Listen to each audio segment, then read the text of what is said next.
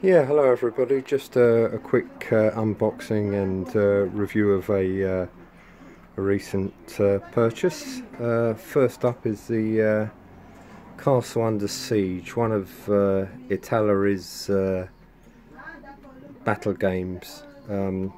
This is, as can be seen, from the 100 Years' War. That's Joan of Arc in the centre there, and what you get is the now familiar laser cut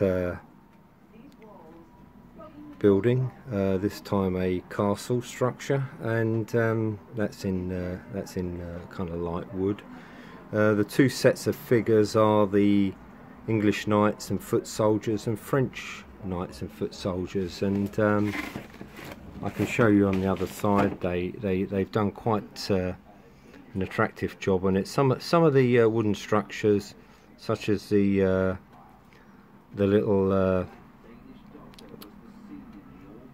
sort of protective structure there, are to be additionally made from balsa wood, but it's not a bad set at all, really. It's pretty much what we've come to expect from Italeri. I mean, there's numerous sets available. You've got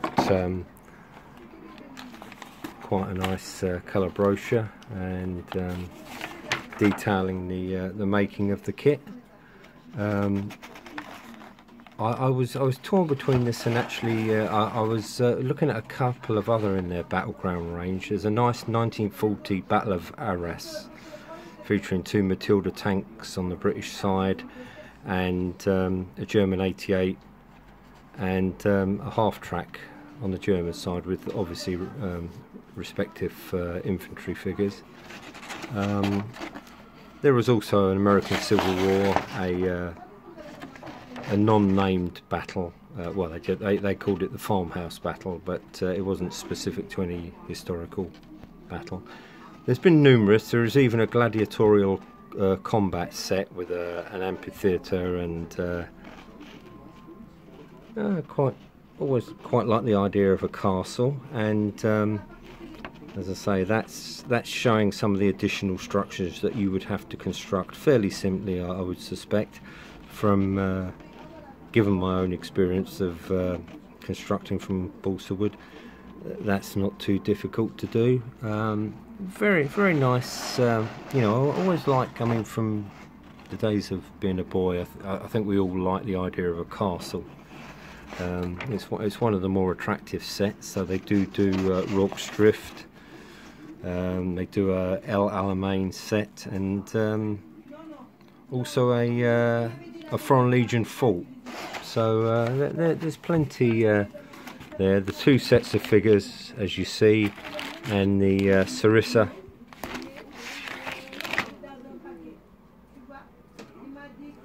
The Sarissa castle to be cut out. A bit of work to be done there, but it's altogether not too bad. It's you know, quite a nice set. I like to collect them. I don't know if I'll actually construct these, but I've got quite a number of them now collected, and although they are just a reissue of previous figures, they're quite nice sets. I mean, I particularly like the Foreign Legion set. I think that's quite a nice one. Now, the other one is the other item that I've just got from Amazon. Is the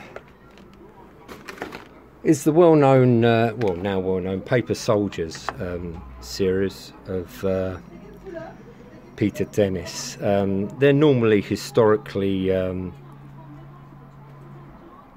linked figures, and they're normally much smaller. They're normally 28mm. Best to show you some of the ones that have gone before. I've had a couple of these. I've got the Jacobite one, the War of the Roses, and I've also got the American, the Revolutionary War one. They are, as you can see, I hope that's focusing, but they are basically paper toy soldiers. Now, what he's gone ahead and done now is to provide the same kind of figures for the H.G. Wells Little Wars. H.G. Wells being the grandfather, if Donald Featherstone was the father of wargaming.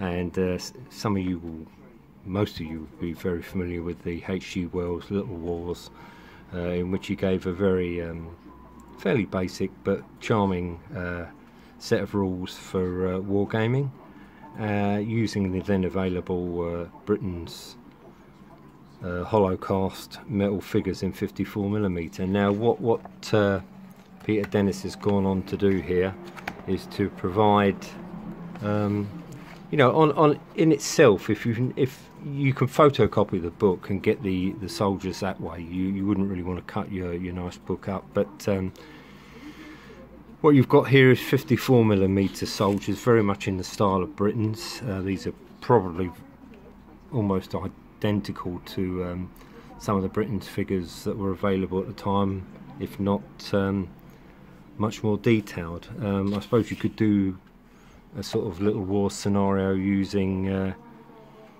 some of the 28mm figures available. I mean, certainly there's scope for doing that with the British Line infantry figures, some of which come with spiked helmets for home service.